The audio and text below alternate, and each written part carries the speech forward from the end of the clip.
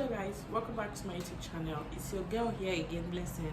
Like you all know, I'm a mommy vlogger based here in Malaysia. If you're new to my channel, you're welcome. If you're an OG, you're equally welcome. Please like, share and subscribe. Join the family. I'm here to give my opinion on something, my own opinion.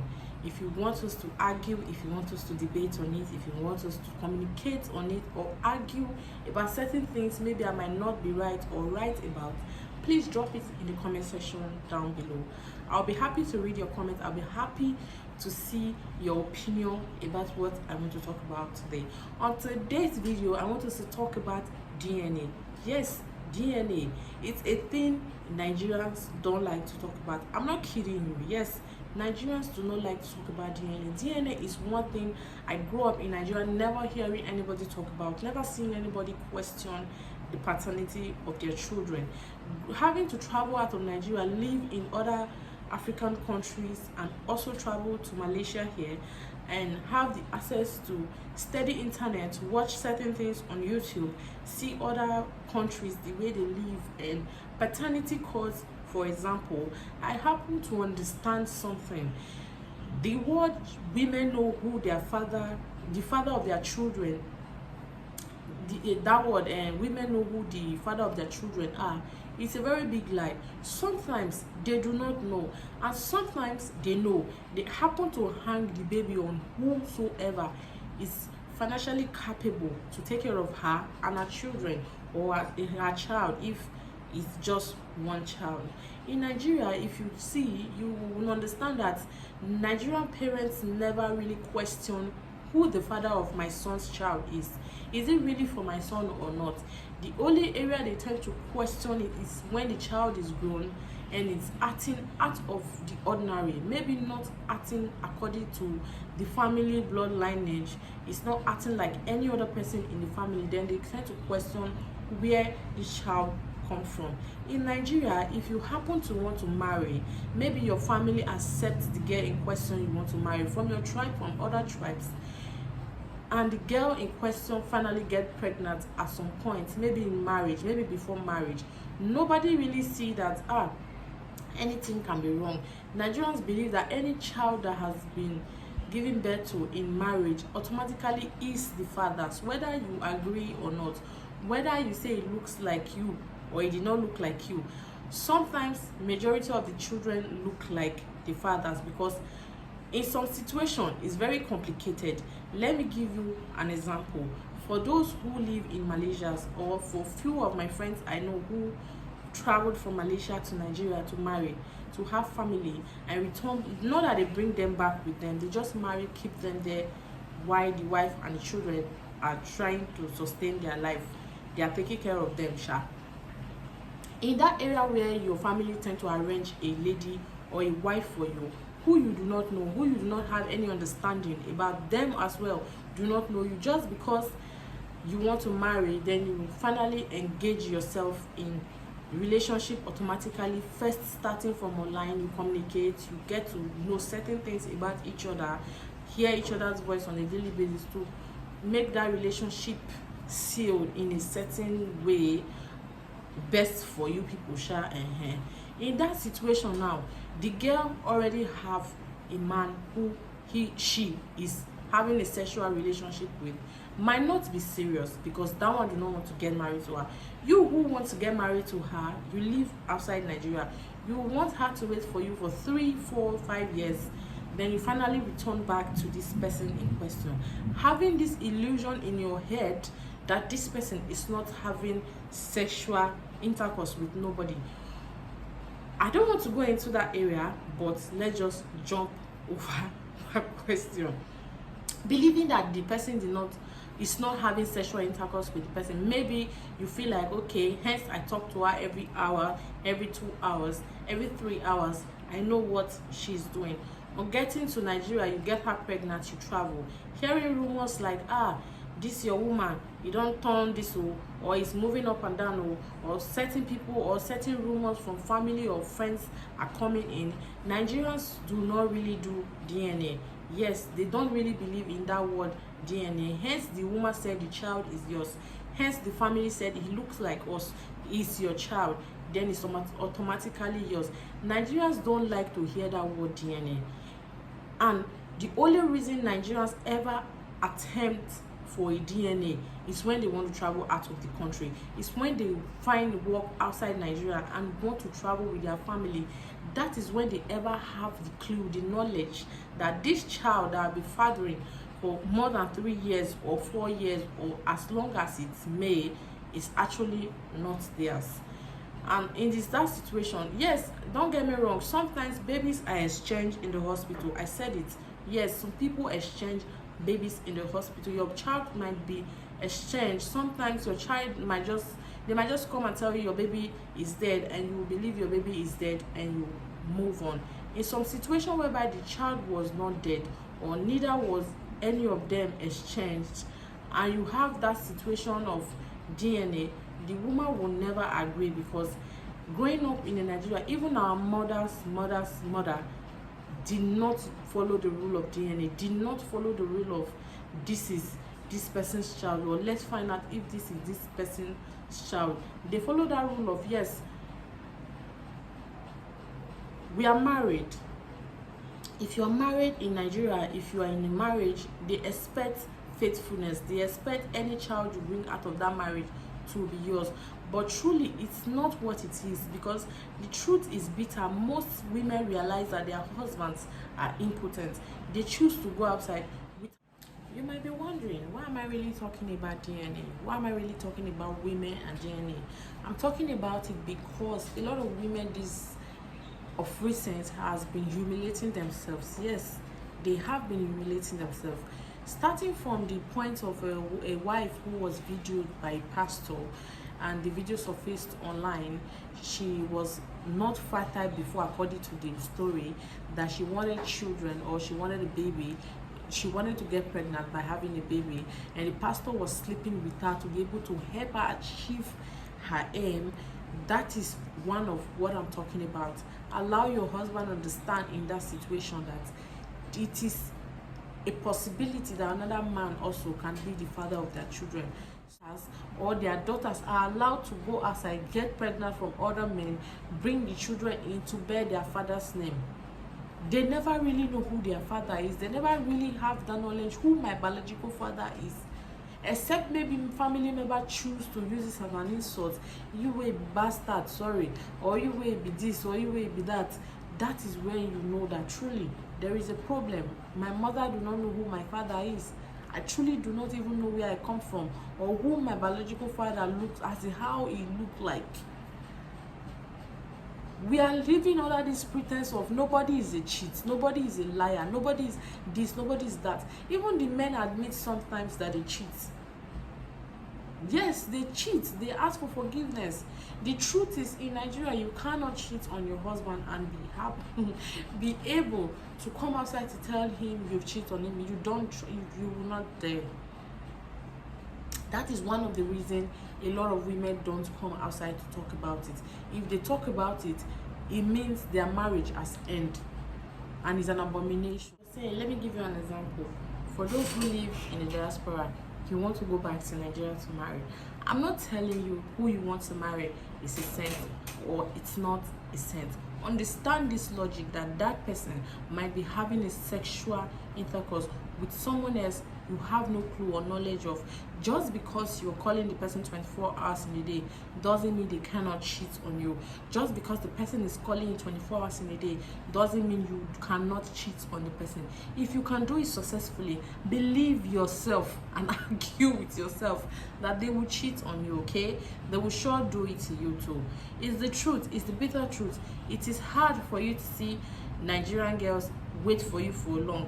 If you see the video flying by on internet recently, that married women in Nigeria disguise not to be married, to be able to also have flings outside, to be able to also have sexual intercourse outside. It is their business. I'm not here to judge anybody. I'm not here to tell you not to have sex if you want to have sex. Where I'm talking about is the area of DNA.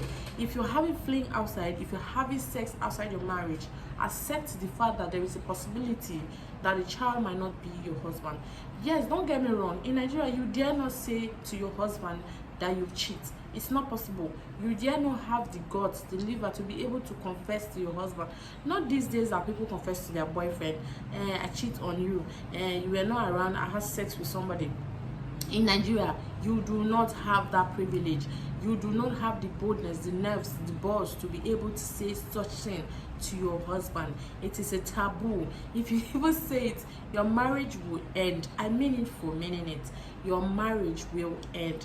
Nigerian men do not want to believe that most children they give birth to, or most children in a marriage, are not theirs. Yes, the truth is bitter, but sometimes most of the children are not theirs because those women are having sex with somebody else. Let me give you another example. If you happen to meet somebody in Nigeria in under 1 month, you get married under the month, understand that sometimes women do this send off bye to their ex, especially when you come from abroad, especially when you do not live close to them, especially when you do not live in Nigeria. They had somebody who were sleeping with them, who even know you. You might not even know them. Yes, there are people like that. They know you, they know you are, this is your wife to be or your girlfriend to be, but they are having sex with the person before you came into the picture. Sometimes my gender like to do send off by, like they always say, with sex, not with their mouth, not with nothing else, with sex. And in that situation whereby she happened to do send off by and she get pregnant the next month, there is every possibility that that man, the other party that she did the send off by with, would be a possibility father, a possibility to the child she's about to give birth to. But Nigerian fathers don't understand that fact. They don't believe. Nigerian men, no, any child who is being born in my home, hence is a man, hence is a woman, it is mine. Sometimes yes, it's yours. Nobody's going to argue that with you. We are not trying to say you are not impotent. You are not potent, as in you are not potent enough to have a child. But what I'm trying to say is we should start understanding that sometimes there is a possibility that the child might not be yours. In a situation whereby your wife have an affair, or when you suspect that this woman is making a move that is not ordinary, do not have to wait for maybe 10 years, 15 years for you to start saying words to that child like, who even know if you are mine?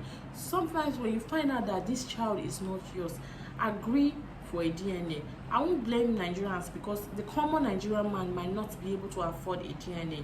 Like a DNA now in Nigeria should be around maybe 70 to 80,000 naira, if not even more. And common or an average Nigerian man cannot afford that. So in that situation, you see why it puts them in a high risk of taking care of children who are even never theirs from the onset. This is what I'm trying to talk about. I'm also trying to, I'll quickly dive into something else, which is Osu. Yes, Osu, or marry for the dead. Nigerians, there are tribes in Nigeria who actually marry for the dead. Yes, a tribe in Nigeria. I'm not going to mention a name, but I'm just trying to let you know that there are tribes in Nigeria who marry for the dead, or who their brothers sleep with their brother's wife, as in your husband's brother inherits their wives. Yes, I don't know if I'm making sense. Your husband's brother inherits you when your husband died. Yes, it happens. It has been happening, it's still happening in Nigeria. When your woman's son is dead without having a child, a tribe in Nigeria usually go out to marry a girl from another family, bring the girl into their family to marry as a wife, not for a living husband, but in the name of a dead husband or a dead person.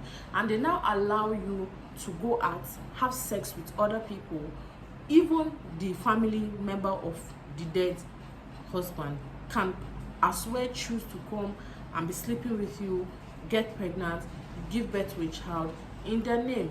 Same applies to you go outside of the family, got pregnant, bring a child, you also bring it in the name of the dead husband. That brings me to this question.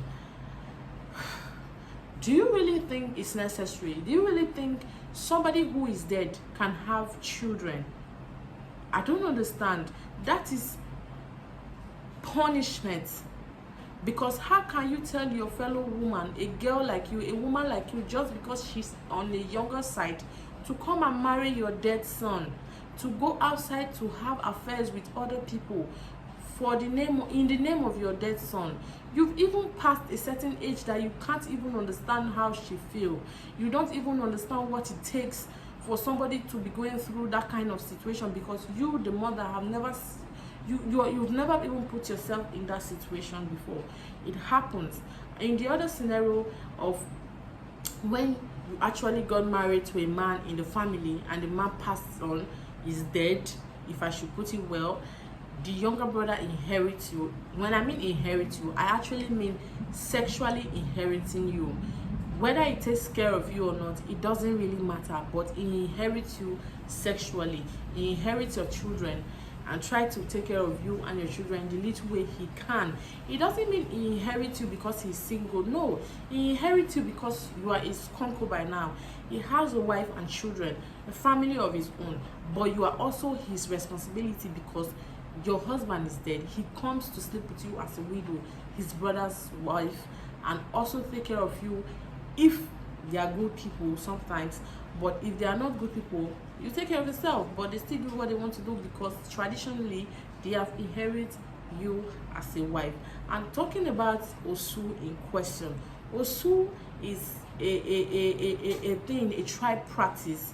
It's a certain tribe that practices it also in Nigeria, who believe some people who their king did something so years ago, or maybe didn't do the thing well, or the killing of wanting one thing, then they banish them from the community. Those people can go to other communities to settle, other place, other area to settle, but from their biological community, they have been considered as an Osu, as an outcast, as something or somebody who will never return back to this family or to this area of the society again. And this society, when their children grow up or are matured, they are of age to get married, they can never marry these certain people because something or an abomination was committed long before. Sometimes you might not even really understand what this Osu is all about. It's just all about a certain tribe who just feel like they are more superior to the other side, or just feel like these people, their people has been slaves to our people right from time. So because they have been slaves to our people, even our people cannot freely go and marry them. They can only be our slaves. They can only work for us, but we can't marry them as family. They can't have children for us. They can't mix with our bloodline. It's a really confusing something. It's something Nigerians don't talk about. It's something that is going on in Nigeria, that is happening. Believe me, it is happening in Nigeria to a point that some even kill their brothers just to inherit their wives. It's that bad. Believe me, it is as bad as that. I just quickly want to come in here to talk about this thing. I just wanted you guys to understand that certain things are happening in Nigeria. It's not just all about the politics. It's not just all about things around. It's also about having children, not really know who the father of your child is, not really 100% knowing if your ex-boyfriend is the father of your child. But sometimes my gender know. Believe me, if I say they know, they do know, because only Kiniko of Malaysia or one thing of Indonesia, or your boyfriend then, or who is now in Indonesia, is coming back, you just hang the baby on him, he will just automatically become the father, because probably he wants to come back to settle down in the first place. You just find that as an opportunity and seized it. And that will not withstanding, please guys, if you've watched up until this point of this video, please like, share and subscribe. I just wanted to tell you guys about what is going on, like things people don't talk about. Yes, Osu is a thing in Nigeria, same way Osu, outcast, same way marrying for the dead is a thing in Nigeria, same way inheriting your brother's wife is a thing in Nigeria, the same way not doing a DNA is a thing in Nigeria. My gender will never agree. That would make us, that would bring us to the end of this video. And if you've watched up to this point, please like, share, subscribe. I'll see you guys in my next video. In my next video, I'm going to be talking about what African parents did that are affecting most marriages today. How we were brought up, that unknowingly to them is affecting the younger generation. Unknowingly to them is affecting the marriage of the younger generation. It's affecting the mindset of the younger generation. Please stay tuned for that video. Turn on your notification bell, and when I post that video, you'll be the first to see it. See you guys later. Bye.